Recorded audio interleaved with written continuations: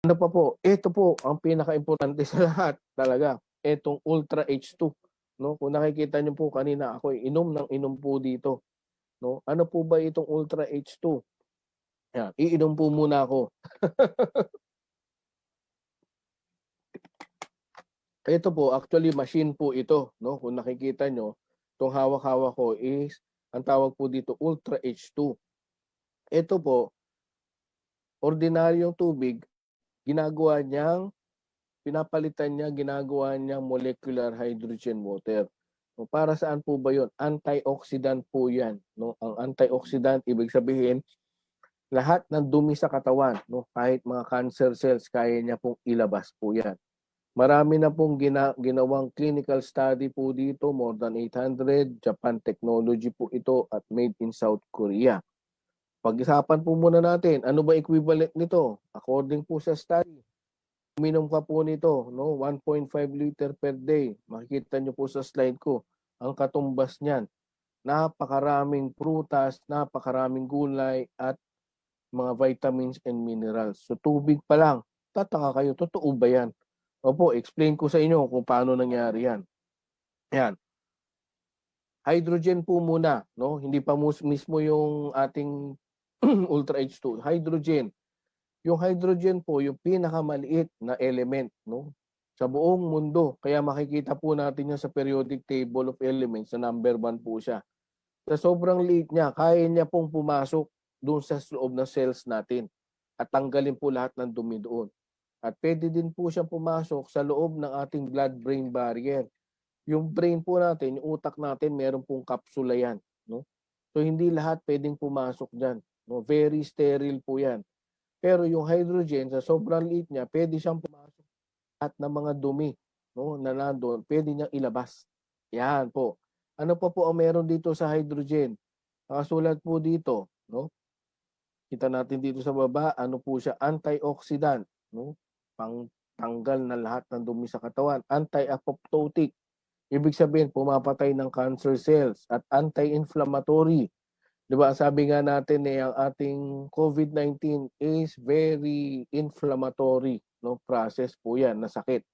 So pag uminom po tayo nito, no, so lahat ng dumi tatanggal, no, kahit may cancer cells, tanggal po yan at mapoproteksyonan po yung katawan natin laban sa COVID.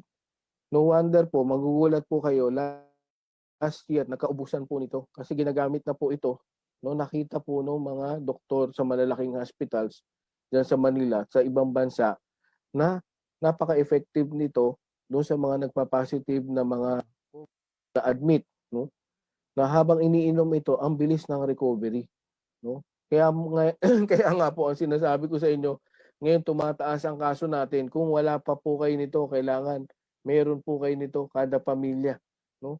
Kasi panglaban din po ito sa COVID. Explain ko po sa inyo kung paano po nangyari yan, no? Yan. So ito po, ang curiosity ng molecular hydrogen, nagsimula po yan nung nakita ng mga scientists, may mga healing waters po tayo kasi sa iba't ibang parte ng mundo, no? Meron sa Germany, meron sa Mexico, meron po sa Japan, meron sa Lourdes, France, no? So, ang dami pong mga healing waters na kada pumunta lahat ng mga pasyente, kahit anong sakit. So, once doon umiinom, hindi naman biglaan, usually mga ilang taon, 3 years, 5 years, pero gumagaling. So, pinag-aralan po nila yan kung anong meron doon sa tubig na yun. At nalaman po nila, lahat ng tubig ang content ay molecular hydrogen water. So by 1989, nagsimula na silang gumawa ng malalaking makinarya para mag-generate ng molecular hydrogen water. At since 2007, ang dami na pong mga clinical study. No, meron na rin po akong mga nabasa niyan, no?